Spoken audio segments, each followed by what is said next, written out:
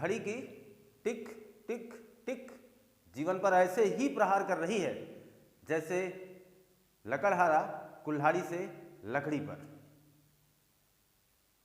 वहां ध्यान से देखिए, पेड़ पर की डाली पर बैठा हुआ परिंदा, पेड़ की डाली पर बैठा हुआ परिंदा ये जानता है कि उसकी डाली कमजोर है, लेकिन फिर भी बैठा हुआ है। जानते हो क्यों? क्योंकि उसे उस डाली से ज्यादा कहीं अपने पंख पर भरोसा है। भरोसा आपके अंदर होना चाहिए, भरोसा आपके हृदय तल में होना चाहिए, फिर आप उस कार्य क्षेत्र का निरूपण कर पाएंगे। लगातार मिल रही असफलताओं से कभी घबराएं ना, लगातार मिल रही असफलताओं से घबराएं ना। गुच्छे की आखिरी चाबी भी ताला खोल देती है, इस बात को ध्यान रखें।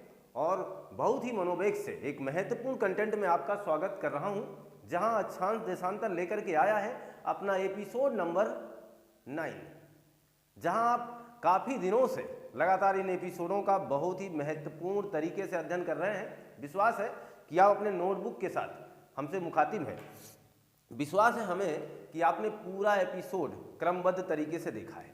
अगर ऐसा कर लिया है आपने, तो यहाँ की जो एपिसोड है ये आपको पूरी तरीके से उस एपिसोड से मिलती हुई नजर आएगी, तथा इसके जो भी सीक्वेंस है, जो भी तरीका है, जो भी इसके अंदर है, वो आपके अंदर होगा, ये पूरा विश्वास है हमें।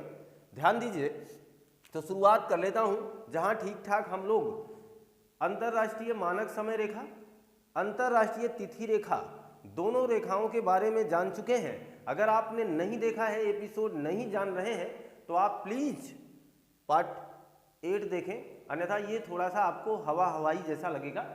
थोड़ा सा ध्यान दें, मैं बात करूंगा कि एक रेखा हमने कुछ इस तरीके से बना रखी थी और हमने कहा कि ये जो रेखा है इसे हम 0 डिग्री बोलेंगे, इसे हम प्रधान याम्योत्तर रेखा बोलेंगे। प्रधान यामोत्तर रेखा,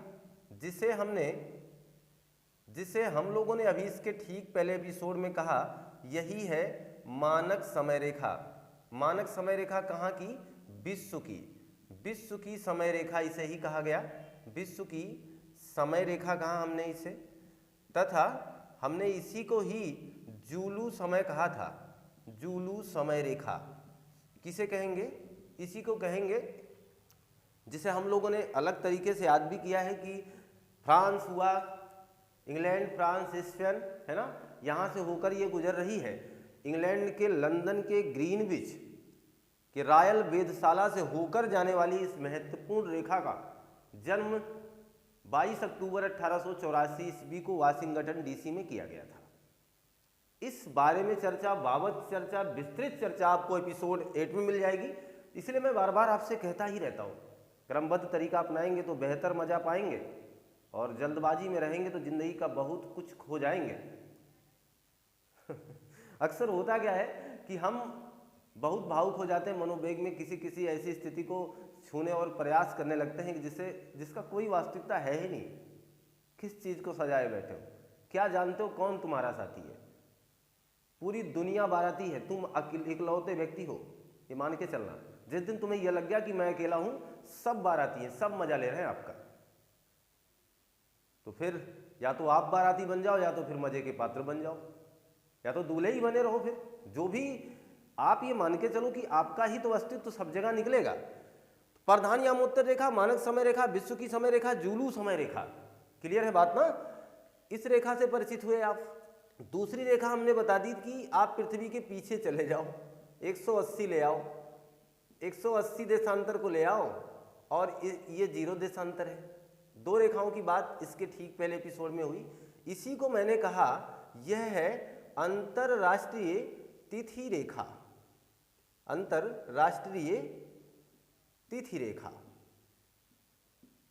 समय रेखा और तिथि रेखा में बहुत अंतर, इस बात को ध्यान देना। अक्सर ये प्रश्न आते रहे हैं एग्जामों में, अक्सर ये हमसे अब गलत भी होते रहे, लेकिन अब इसे गलत करने का कोई मौका मत दीजिएगा। ये चीज़ मान के चले, दोनों अलग अलग रेखाएं हैं, अंतर्राष्ट्रीय तिथि रेखा और 0 डिग्री देशांतर। इस पर चर्चा क्यों करूं? क्योंकि इस पर चर्चा हो चुकी, अतः आप पीछे एपिसोड में देखें। लेकिन इसको लाने का मतलब क्या था, इस चीज़ को फिर से आपके स्क्रीन पर लगाने का पीछे कारण क्या था? वो कारण ये था, ध्यान देना, जब आप पृथ्वी को 0 डिग्री देशांतर से विभाजित करते हैं तो ये पूर्वी गोलार्ध होता है और ये पश्चिमी गोलार्ध होता है ना, यहाँ तक कोई दिक्कत नहीं है। लेकिन जब हम 180 डिग्री देशांतर से विभाजित कर रहे हैं तो हम इसे पश्चिमी कह रहे हैं और हम इसे पूर्वी कह रहे हैं। ऐसा क्यों? मुझे लगता है आप समझ गए, क्योंकि हम पृथ्वी के पीछे चले गए। आगे से जो चीज़ पूरा पश्चिम है, आप उस चीज़ के पीछे चले जाओगे तो उसका पूरा पश्चिम बदल जाएगा ना, फिर पार्श्व उल्टा हो जाएगा कि नहीं हो जाएगा? हो जाएगा। तो इसका मतलब वो पार्श्विक उल्टा हो गया। यहाँ कोई बहुत ज़्यादा दिक्कत लेने वाली बात नहीं है। समझिएगा जरा, एक बात केवल अपने ख्यालात में डाल लीजिए, अपने मन मस्तिष्क में सजा लीजिए कि मैं अगर इधर मंडे लिख रहा हूँ तो मुझे इधर संडे दिखाई देगा। बस मेरा मन है तो सन है। मन और सन, ये भावनात्मक दो जोड़ी अपने मन में बैठाएं और ठीक इसी फिगर का निरूपण कर लें। आपके एग्जाम में यह प्रश्न जितनी बार गलत हुआ होगा आपको झटका उतनी बार लगेगा। देखना, मैंने इसे पूर्वी कह दिया, मैंने इसे पश्चिमी कह दिया। क्यों? क्योंकि मैं पृथ्वी के पृष्ठभूमि से पृष्ठ से देख रहा हूं, यानी पीछे से देख रहा हूं। और जब मैंने 0 देशांतर को इस तरीके से बनाया था तो मैं उसके ठीक आगे था, इसलिए मैंने उसे पूर्वी और पश्चिमी गोलार्ध में विभाजित किया था। कोई दिक्कत, कोई समस्या मेरे हिसाब से आपको यहाँ नहीं होनी चाहिए। अब ध्यान दें, मैं कहना क्या चाह रहा हूँ, अगर यहाँ मंडे है, यहाँ संडे होगा, तो एग्जामिनर कहेगा पूर्वी गोलार्ध से पश्चिमी गोलार्ध में जाने पर, पूर्वी गोलार्ध से पश्चिमी गोलार्ध में जाने पर दिन के मान में क्या परिवर्तन आता है? नंबर 1, कमी होती है। नंबर 2, दिन का मान बढ़ जाता है। नंबर 3, दोनों। नंबर 4, कोई नहीं। तो यहां ध्यान देना, अगर मंडे है और फिर संडे मिल जाए तो दिन के मान में क्या आ रही है? कमी आ रही है। याद रखिए भैया, कमी आएगी। किसमें? सारे प्रश्न पूछे गए हैं, दिन में कमी आएगी, यानी दिन की संख्या, ये मान के चलना, दिन की संख्या में कमी आएगी। यानी जो दिन होगा वो ना हो करके थोड़ा सा बैक चले जाओगे। मंडे है तो आपको संडे मिल जाएगा, इसका मतलब दिन की कमी आ रही है ना, दिन की कमी हो रही है। इस बात को ध्यान देना, दिन की संख्या या दिन की कमी। लेकिन एक नाविक से पूछोगे, एक नाविक जो कि पूर्वी गोलार्ध से चला है, ध्यान देना, एक नाविक है, ये प्रश्न मैं बना दे रहा हूं आपके सामने, ऐसा ही एग्जामिनर पूछेगा। एक नाविक पूर्वी गोलार्ध से चलता है और पश्चिमी गोलार्ध में सफर करता है, बताना उसको लाभ हुआ कि हानि? दिन के मान की बात कर रहा हूं। तो अब इसके दृष्टिकोण से लाभ होगा, दिन के मान में कमी तो है, लेकिन आप बताना, मैं मंडे को चल रहा हूं और मुझे फिर संडे मिल जाए, वाह क्या बात है, जो हम बार बार कल्पना करते हैं, काश मेरा जीवन पीछे चला जाए। अद्भुत है ना, मंडे से चले और संडे मिल जाए। लाभ हुआ कि नहीं हुआ? तो एक नाविक जो कि पूर्वी गोलार्ध से पश्चिमी गोलार्ध की तरफ आएगा, उसे एक दिन का लाभ होगा। अब नाविक के स्थान पर खुद को रख के देख लो, तब भी लाभ होगा। जरूरी नहीं है कि नाविक सफर करे, कोई भी सफर करेगा तो उसे एक दिन का लाभ होगा। इस बात को ध्यान देना, पूर्वी गोलार्ध से पश्चिमी गोलार्ध की तरफ आप जाओगे, गति आप करोगे तो आपका फिगर कुछ इसी तरीके से बनेगा। यानी यहाँ मंडे है तो यहाँ आपको संडे मिलेगा, दिन की संख्या में कमी आएगी। यदि एक नाविक पूर्वी गोलार्ध से पश्चिमी गोलार्ध की तरफ जाएगा तो उसे एक दिन का लाभ होगा। इतनी बात ध्यान देना, पूर्वी से पश्चिमी गोलार्ध एकदम फिक्स कर लो दिमाग में, ठीक। अगर देखना, कुछ बावत स्टूडेंट, कुछ बहुत ही बेहतरीन तैयारी करने वाले स्टूडेंट्स की बात मैं कर रहा हूँ कि उनको अभी ये लग रहा होगा कि सर ये तो कैसे बता रहे हैं, फिर ये पूर्वी पश्चिमी क्यों? अगर इस आधार पर देखा जाए तो क्या फिर सही नहीं होगा? हर आधार पे सही कर सकते हैं आप बहुत ही जानकार स्टूडेंट हैं, आप किसी भी प्रक्रिया का निरूपण कर सकते हैं। मैं इससे भली भांति परिचित हूँ। अगर मैं इसे पूर्वी गोलार्ध मानता हूँ और मैं इसे पश्चिमी गोलार्ध मानता हूँ तो फिर हम इसे 0 डिग्री कहेंगे मेरे दोस्त, हम इसे 180 नहीं कहेंगे। हमारी बात समझ रहे हो ना? हम इसे फिर 0 डिग्री बोलेंगे। 0 डिग्री एक मानक समय रेखा है। मानक समय रेखा यहां देखना, इसे तिथि रेखा क्यों कहा? क्योंकि जब आप किसी एक गोलार्ध से किसी दूसरे गोलार्ध की तरफ यानी 180 डिग्री देशांतर को ही क्रॉस कर जाओगे तो फिर आपके दिन के मान में परिवर्तन हो जाएगा, एक तिथि बदल जाएगी, एक तारीख बदल जाएगी। यहां ऐसा नहीं होता है। यहां ऐसा इसलिए नहीं होता है क्योंकि आप मान के चलें ये 180, ये 180 और ये बीच में है 0। 180 देशांतर यहां, एक देशांतर के बीच में 4 मिनट, 15 एक देशांतर के बीच में 4 मिनट है ना, और 15 देशांतर के बीच में 60 मिनट, यही तो होगा। इस हिसाब से अगर आप देखोगे तो 180 देशांतर बराबर होगा 12 घंटे के। इधर भी 180 देशांतर, इसका मतलब 12 घंटा। तो 12 घंटा इसका मतलब कितने घंटे हुए? 24 घंटे ही तो हुए। तो दिन कहाँ बदला है? नहीं बदला है कि बदल चुका है? नहीं बदला है ना। तो दिन नहीं बदला है, लेकिन जब आप 24 घंटे बाद किसी क्षेत्र की प्रक्रिया या दोहराएंगे, 24 घंटे, एक दिन का मान 24 घंटा ही होता है ना। 24 घंटे से ज़्यादा तो तिथि बदलेगी कि नहीं, 24 घंटे से कम तो तिथि बदलेगी कि नहीं। वो तिथि कब बदलेगी? तो ध्यान देना, जब आप 180 डिग्री देशांतर को क्रॉस कर जाएंगे तो आपकी तिथि बदल जाएगी। यानी कहने का तात्पर्य यह है, इधर से इधर आइए 0 तक, कोई तिथि नहीं बदलेगी। 0 से यहाँ जाइए, कोई तिथि नहीं बदलेगी। लेकिन जैसे ही 180 को क्रॉस करोगे, तारीख चेंज। जैसे ही इधर 180 को क्रॉस करोगे, तारीख चेंज, तारीख पे तारीख, ये बदलती रहेंगी। समझ गए? मेरे हिसाब से मैंने जो आपको देने का प्रयास किया ये बहुत ही बेहतर है। आपके मस्तिष्क में अगर कोई भी प्रश्न बन रहा हो तो मैं उसे मिटा देना चाहता हूं अभी से ही। देखना जरा, या आप सोच रहे होगे सर पूर्वी गोलार्ध में जो टाइम बढ़ता है, जी हाँ बढ़ता है। इधर बढ़ोगे तो टाइम यानी समय बढ़ेगा, समय बढ़ेगा, ध्यान देना। और इधर जाएंगे तो समय घटेगा, समय घटेगा। ये फिगर भी कुछ ऐसा ही बता रहा है, देख लीजिए। पश्चिमी गोलार्ध से यानी इधर से, पश्चिमी गोलार्ध से पूर्वी गोलार्ध की तरफ जाएंगे तो समय बढ़ेगा। यहां देखना, पश्चिमी गोलार्ध से पूर्वी गोलार्ध की तरफ जाएंगे तो समय बढ़ना चाहिए, बढ़ रहा है। देखना, पश्चिमी गोलार्ध से पूर्वी गोलार्ध की तरफ आ रहे हैं तो संडे के बजाय हमें मंडे मिल रहा है।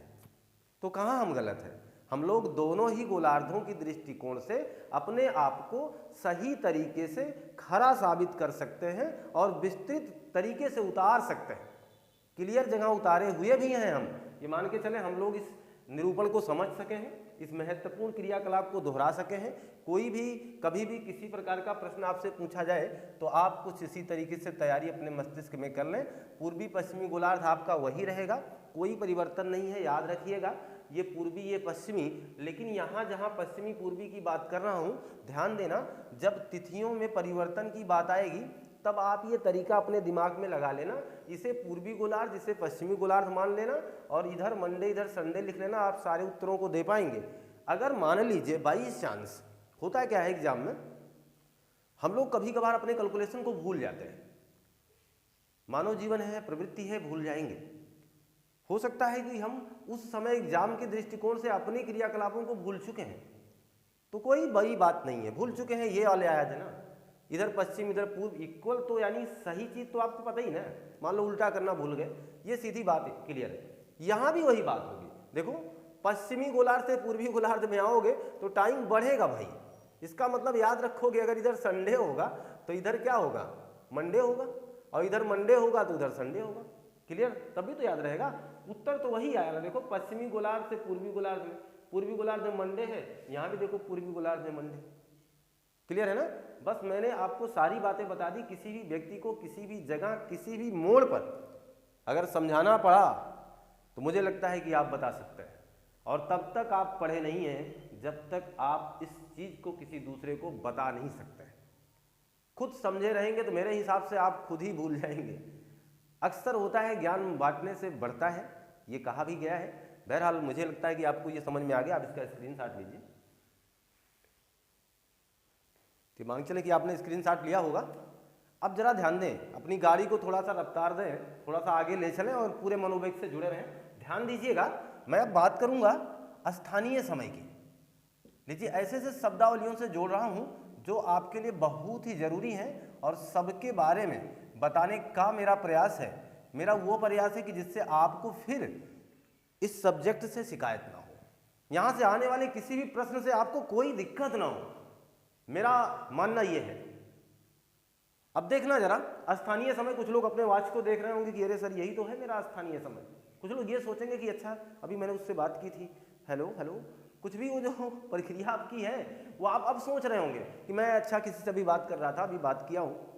देखना जरा, मैं हमेशा कहता हूँ कि बहुत कुछ खुद पर ना ले जाओ, बहुत कुछ खुद के तरीके से ही ना सोच लो। स्थानीय समय क्या होता है, हाँ अब सोचना जरा।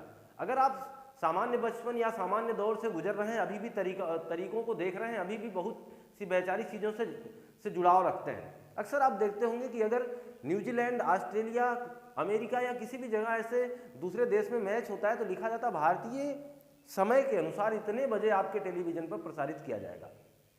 कभी सोचा क्यों? इसका मतलब यह है कि वहाँ का समय कुछ और होगा और हमारे यहाँ का समय कुछ और होगा। किसी दूर प्रदेश में रहने वाले किसी दूसरे व्यक्ति से पूछो तो वो बताएगा तो यहाँ तो शाम होगी यार, अभी तुम जग रहे हो। कोई ये कह देगा यहाँ तो सुबह होगी, अभी तुम सोए नहीं यार, है ना। आसान तरीकों में समझें तो हर जगह का टाइम पीरियड अलग होगा, हर जगह का समय अलग होता है। इस तरीके से भी जुड़े रहें। ध्यान दीजिए, तो स्थानीय समय का मतलब क्या होगा, किस आधार पर यह स्थानीय समय बनाया जाता है। ध्यान दें, ये मेरा सूर्य है। मैं आपको इसलिए फिगर से हमेशा जोड़ता हूं क्योंकि फिगर एक ऐसी युक्ति है जो हमारे मन मस्तिष्क में इस तरीके से छप जाती है कि जिंदगी भर जैसे कोई तस्वीर जैसे आपके दिल में होती है ना, तस्वीर जैसे आपके मन में होती है ना।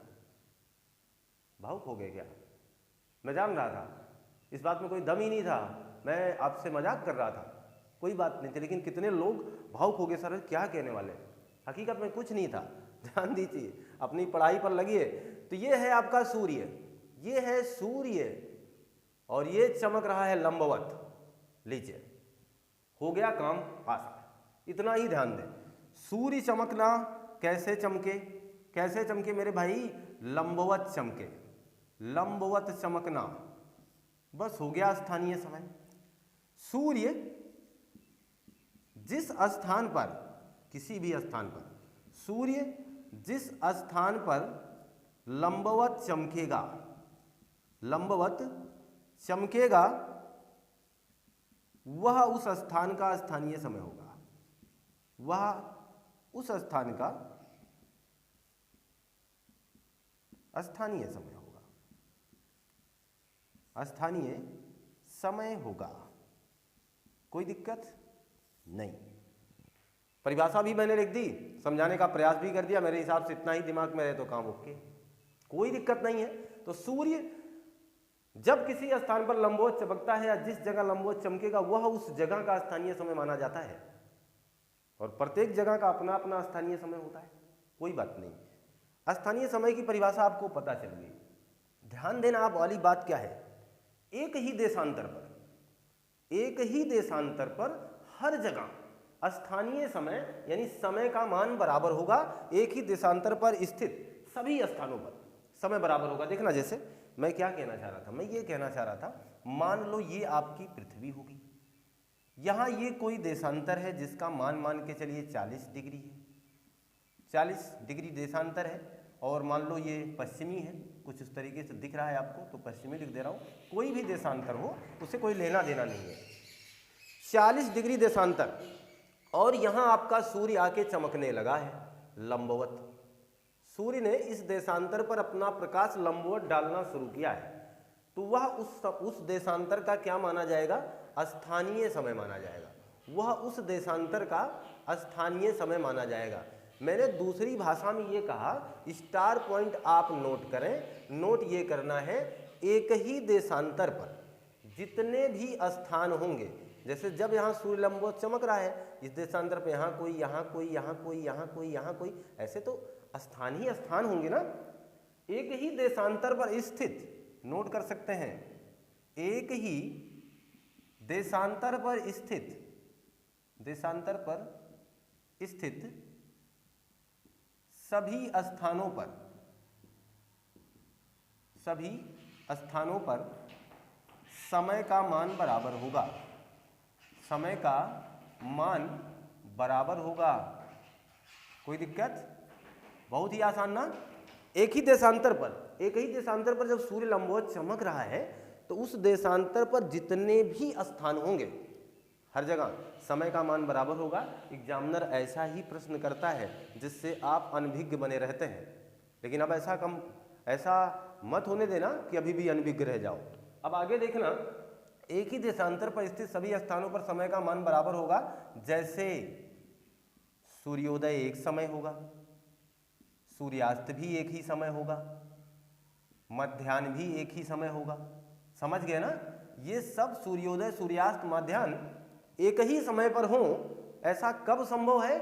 जब सूर्य किसी एक ही देशांतर पर सीधा यानी लंबवत चमक रहा है।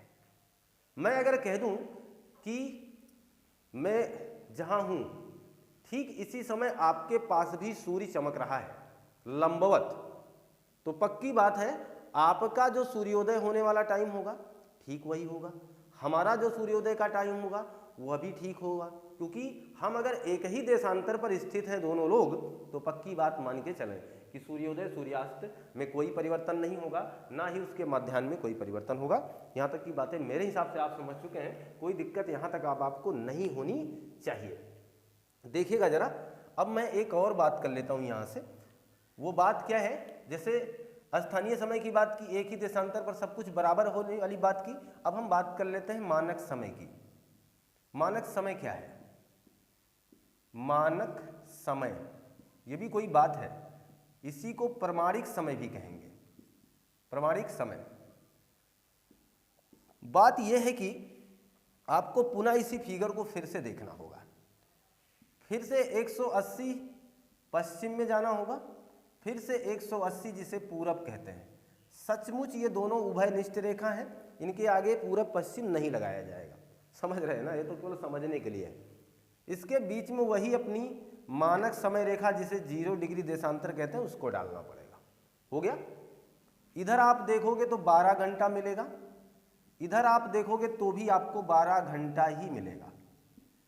क्यों मिलेगा? कारण मैं बता चुका हूं। एक देशांतर के बीच में भैया 4 मिनट का अंतर होता है। 180 देशांतर के बीच में कितने मिनट का अंतर हो जाएगा आप गुणा कर लीजिए, 720।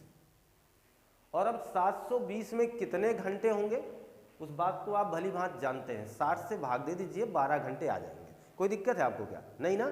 तो 12 घंटे इधर मिले, 12 घंटे इधर मिले। इस हिसाब से जब ये व्यवस्था देखी गई तो हमारी पृथ्वी पर पूरे विश्व में कुल मिला के कितने जोन बना दिए गए? 24 समय जोन। जोनों की संख्या, समय जोनों की संख्या कितनी है? 24 है। रेलवे की बात नहीं कर रहा हूं, समय जोन की बात कर रहा हूं। समय जोन की संख्या विश्व में कितनी है? 24 है। क्यों है? ये दायरा आपके सामने मैं प्रदर्शित कर रहा हूं। 24 समय जोन ही क्यों है? यार बताओ ना क्यों है? इसलिए तो है 24 समय जोन, क्योंकि 24 घंटे में ही तो सारा काम चल रहा है। तो 24 समय जोन हो गए। ये जो समय जोन है, अब ध्यान देना, प्रत्येक देश का जीएमटी से ये माना जाता है प्रत्येक देश का अपना एक मानक समय होगा, जिसे हमने लिखा है मानक समय या प्रमाणिक समय। देश के बीच से जाने वाली वह रेखा, लगभग बीच में होती है रेखा, देश के बीच से जाने वाली वह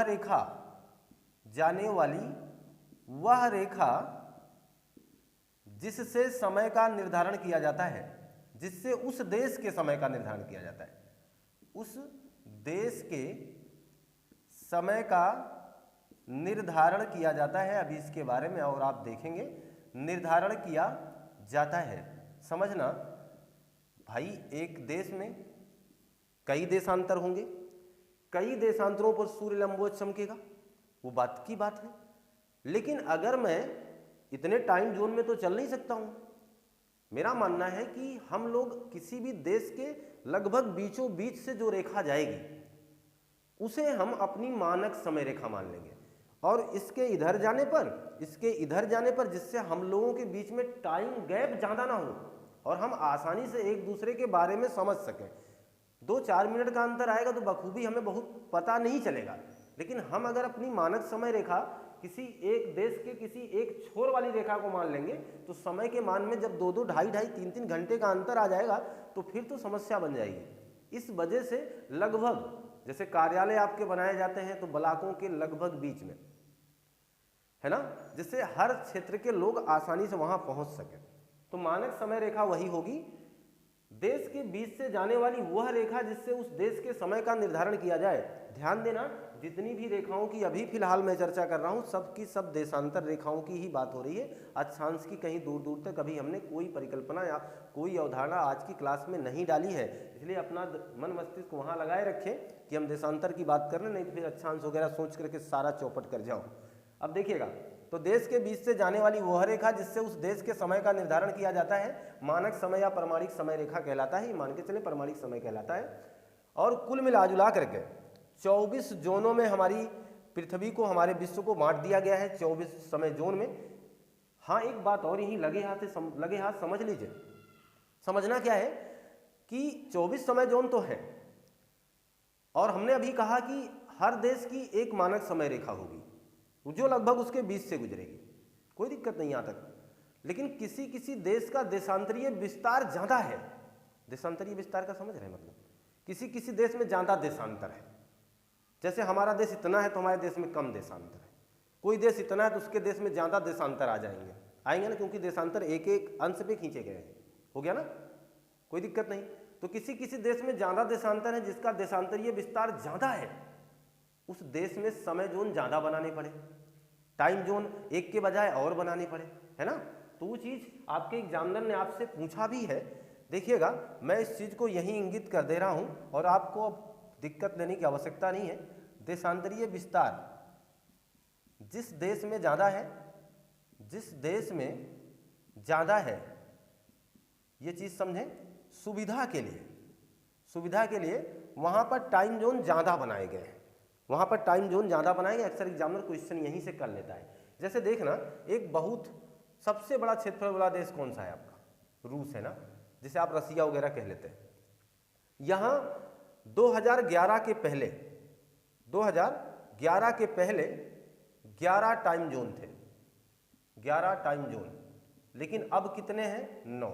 दोनों उत्तर याद इसलिए रखना है क्योंकि हो सकता है 9 विकल्प में रहे, हो सकता है 11 विकल्प में रहे, या तो फिर इतना स्पष्ट करके पूछे तो फिर आप ध्यान दीजिएगा।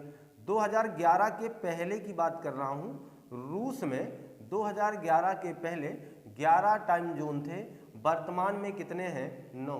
ये मामला वर्तमान का है, याद रखिएगा। हमारे साथ अपनी नोटबुक पर छापने का काम करेंगे आप, ठीक है, और अपने मस्तिष्क में तो फिर बिठाना ही बिठाना है। आगे देख लीजिए, एक और आपका यूएसए पूछ लिया जाता है कभी कभार। यूएसए में कितने टाइम जोन है? तो 4।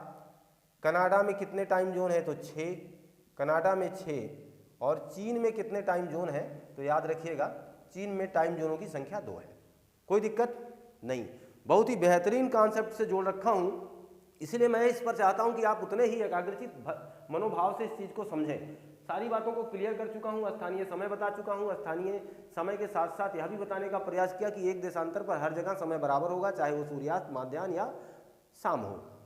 साथ ही साथ मानक समय के बारे में बता दिया। प्रत्येक देश का अपना अपना मानक समय होता है। किसी किसी देश का देशांतरीय विस्तार ज़्यादा है, अतः वहाँ मानक समय की संख्या ज़्यादा है। और उन देशों के महत्वपूर्ण देशों का अंकन मैंने कर दिया जहाँ से एग्जामिनर ने अभी तक फिलहाल क्वेश्चन पूछने का प्रयास किया या पूछा गया है। आप इसका स्क्रीनशॉट लीजिए। कि मान चलें कि आपने स्क्रीनशॉट ले लिया होगा। अब एक महत्वपूर्ण बात आपको और शेयर कर देता हूँ, ध्यान दीजिएगा। मान लीजिए ये कुछ ऐसा फिगर एक बना दे रहा हूँ, थोड़ा सा अगर आउटपुट गलत निकलेगा तो आप उतना समझने का प्रयास करेंगे, कोई बहुत बड़ी बात नहीं है ये, और एक कोशिश मात्र होती है हम लोगों की कि हम लोग अपने काम, अपने क्रियाकलाप को सही ढंग से कर पाए। और आपको इतना सा ही मैप बना देने से आपको लगता होगा कि हम लोग क्या करने वाले हैं। हम लोग वो काम करने वाले हैं जो शायद ही लोग करते ही हैं, और हम लोग कर रहे हैं एक बिल्कुल अलग। देखना ज़रा, और ये आपका जो थोड़ा सा हमने इस मामले को झुकाया हुआ है, इसको थोड़ा सा सही कर देते हैं पुनः, कोई दिक्कत नहीं है इसमें, क्योंकि हम लोग तो हम ही लोग हैं और इसमें कोई दो राय नहीं है कि हम क्या कर रहे हैं। मान लीजिए ये आपका इंडिया, आपका भारत, आपका सब कुछ, ये वही है जो मेरा है, यही है, ये वही है जो आपका है, जिसे हम गर्व से, ये इकलौती एक ऐसी चीज है जिसे पूरे गर्व से कह सकते हो ये हमारा है। ऐसे ठीक आपकी शिक्षा, जिसे आप पूरे तरीके से कह सकते हो ये ज्ञान हमारा है, बाकी किसी को नहीं कह सकते हो। बाकी जिसको कह दोगे ना ये हमारा है, पता नहीं वो आपका है कि नहीं है, पता नहीं वो आपका है कि नहीं है, और आप सोचते हमारा है, हमारा है, हमारा है, पता नहीं किसका है, लेकिन ये हमारा है, ये भारत हमारा है, यही हमें सबसे प्यारा है, सब कुछ कहा जा सकता है। यहाँ पर ध्यान दीजिए, मैं बात करूंगा भारत के इस पोजीशन की, और मैं बात करूंगा भारत के इस पोजीशन की, क्योंकि देशांतर रेखाएं कुछ इसी तरीके से आती जाती हैं, है ना। हम मानक समय रेखा की बात करने वाले हैं, और हम लोग ये मान के चलें कि एक देशांतर रेखा जो भारत के एकदम पश्चिम में है, एक देशांतर रेखा जो भारत के एकदम पूरब में है। एक बात ध्यान देना, भारत हमारा पूर्वी गोलार्ध में है। भारत कहाँ है? पूर्वी गोलार्ध में। भारत हमारा पूर्वी गोलार्ध में है, अतएव सभी रेखाएं पूर्वी गोलार्ध में होंगी। चाहे ये रेखा मान ले, चाहे ये रेखा मान ले, सब पूर्वी देशांतर के नाम से ही जानी जाएंगी, कोई दिक्कत नहीं। भारत हमारा पूर्वी गोलार्ध में है, अतः हम इसे पूरब पश्चिम करके नहीं देखने वाले हैं, हम इसकी हर देशांतर को पूर्वी लिखेंगे, हर देशांतर को। जैसे मैं कह दूं कि ये वाला जो देशांतर, ये वाला जिसे हम 68.7 कहेंगे, इसके आगे भी पूर्वी देशांतर लगाएंगे, और ये वाला जिसे हम 97.25 कहेंगे, इसके आगे भी पूर्वी देशांतर लगाएंगे। समझ गए ना। भले ही आप इसे पूरब पश्चिम मान के चलें कि ये भारत का पूर्वी हिस्सा है, ये भारत का पश्चिमी हिस्सा है, लेकिन देशांतर के दृष्टिकोण से भारत के अंदर से जाने वाली सभी देशांतर रेखाएं पूर्वी देशांतर रेखा के नाम से जानी जाएंगी। ये बात आप समझ गए, क्योंकि भारत आपका पूर्वी देशांतर पर है। देखना जरा, ये हिस्सा भी कई बार पूछ लिया गया, ये मामला जिसे आप गौर माता कहते हैं, गौर माता या गोहर माता लिखा रहेगा, गोहर माता। ये जो गौर माता या गोहर माता या गौर मोती, मोती वगैरह करके आ जाता है, ध्यान देना। गौर मोती ये कहाँ है? ये भारत का सबसे पश्चिमी बिंदु है, जहां से 68.7 पूर्वी देशांतर गुजरती है। यह हिस्सा कहाँ है? गुजरात में। गुजरात में है। गौर माता कहाँ है? गुजरात में। यहीं एक विवाद बहुत ही ज्यादा प्रचलित है, जिसका नाम है सर क्रीक विवाद। सर क्रीक विवाद एक जल क्षेत्र का विवाद है। किसके किसके बीच में है? तो ध्यान देना, भारत और पाकिस्तान के बीच में है। सर क्रीक विवाद भी इसी गौर माता के पास है। क्लियर है ना। तो इसलिए इन सारी बातों को याद रख पाएंगे हम। इधर देखिए, अरुणाचल प्रदेश का जो ये एकदम इधर वाला पॉइंट है, हम इसे कहेंगे किबुथु। किबुथु ये अरुणाचल प्रदेश का वो हिस्सा हो गया जिसे आप किबुथु कह रहे हैं, जहां से ये रेखा गुजर रही है। अच्छा, जरा ये तो फिगर बन गया। इंदिरा काल, इंदिरा पॉइंट भी याद रखेंगे। बहरहाल वो तो हम जब भारत की भौगोलिक क्षेत्र का अंकन कर रहे होंगे या भारत के बारे में विस्तार से जान रहे होंगे, तो वहाँ हम इन बारे में चर्चा करेंगे। अभी फिलहाल हम लोग देशांतर की बात कर रहे हैं, तो फिर आगे पीछे के बहुत से प्रश्नों को लाने की जरूरत नहीं है। ध्यान दीजिए, अब बात ये होगी कि एक देशांतर, ये इसका मतलब और भी देशांतर गई हैं? बिल्कुल गई हैं। ऐसे ही नहीं आप 68 से 97 हुए हैं, इसका मतलब आपके बीच में 29 देशांतर का गैप है। आप इसको घटा करके चेक कर सकते हैं। कहीं कहीं ये 30 का भी अंकन मिलता है। 68 से आप मान के चलें, 97 से आप 68 निकाल दीजिए, सीधी बात कर लीजिए, तो 17 से 8 गया, कितना आएगा? 9, और ये 2, यानी 29 देशांतर। कई महत्वपूर्ण गैप है। किन्हीं किन्हीं बुकों में ये 30 तक भी दर्शाया गया। क्यों? ऐसा इसलिए है क्योंकि देखना, ये 0.7 है, ये 0.25 है। इसका मतलब 29.5 के आसपास मामला चला गया है। इसलिए किसी किसी किताबों में से 30 तक भी एक अनुमानित आंकड़ा मान लिया गया है। तो ध्यान देना, अगर मैं इसी 29 के ही सापेक्ष दिमाग लगाऊं, तो एक देशांतर में 4 मिनट का अंतर है भैया, तो 29 लगभग 2 घंटे के आसपास चला जाएगा। जैसे 30 होता तो 30 × 4 करते 120, सीधी बात होती। 120 का मतलब 2 घंटे का अंतर। यानी हमारा जो आगे वाला पीरियड है, ध्यान देना, पश्चिम से आप पूरब की तरफ जैसे जैसे जाएंगे, समय का मान पश्चिम से पूरब जाने पर समय का मान प्रति देशांतर 4 मिनट बढ़ जाएगा। प्रति देशांतर 4 मिनट बढ़ जाता है, ध्यान देना। तो आप एक बात बताना, आप इस देशांतर से इस देशांतर की तरफ गतिमान है, तो इसका मतलब प्रति देशांतर 4 मिनट का टाइमिंग बढ़ जाएगा ना। और ध्यान देना, हमारे भारत की एक अपनी मानक समय रेखा, इससे आपको भली भांति परिचित हो गए कि गुजरात का जो टाइम पीरियड है वह अरुणाचल के टाइम पीरियड से पीछे होगा। हमारे यहाँ सूर्योदय सबसे पहले कहाँ दिखाई देगा? अरुणाचल प्रदेश में, है ना। कोई दिक्कत? ये एग्जाम में प्रश्न आया भी है, क्योंकि इसका टाइम पीरियड हमारे अन्य देशांतर रेखाओं से कहीं आगे है ना। तो सबसे पहले यहाँ दिख गया, इस बात को ध्यान दें। तो अरुणाचल जो प्रदेश है वहाँ पर समय का मान भारत के अन्य समय के मान से थोड़ा सा आगे होगा। भारत की अपनी एक मानक समय रेखा है जिसका नाम है 82.5 डिग्री।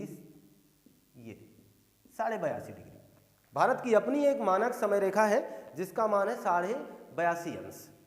82.5 ही अंश क्यों? भारत की मानक समय रेखा कहां कहां से गुजरी है, इस पर ही बात क्यों? क्या हम इस फिगर को दोबारा देख पाएंगे? क्या हम इस पूरी क्रियाकलाप को और भी बेहतर ढंग से और अच्छे ढंग से समझ पाएंगे? जी हाँ, इसके लिए आपको बने रहना पड़ेगा हमारे साथ। इसके लिए आपको जुड़े रहना होगा हमारे साथ। इसके लिए आपको पूरे मनोवेग से, पूरे शिद्दत से हमसे मुखातिब रहना होगा।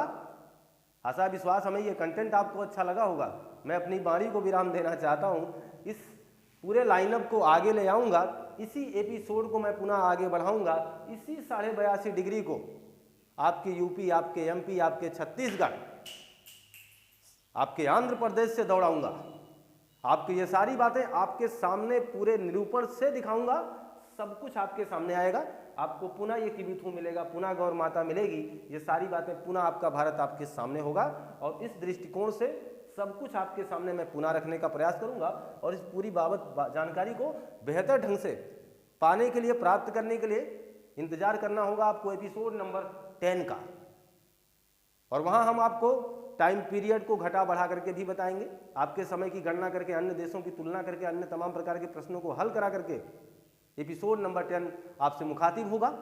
महत्वपूर्ण प्रश्नों का उसमें संकलन होगा, इंतजार करिएगा। मिलते हैं हम आपसे नए कंटेंट में। अगर ये सारी बातें, अगर ये कंटेंट आपको अच्छा लगा हो तो काम अब आप कहेंगे नहीं, आप समझ चुके हैं। तो अब मिलते हैं हम आपसे नए कंटेंट में। आपका दिन शुभ हो। आपको बहुत बहुत धन्यवाद।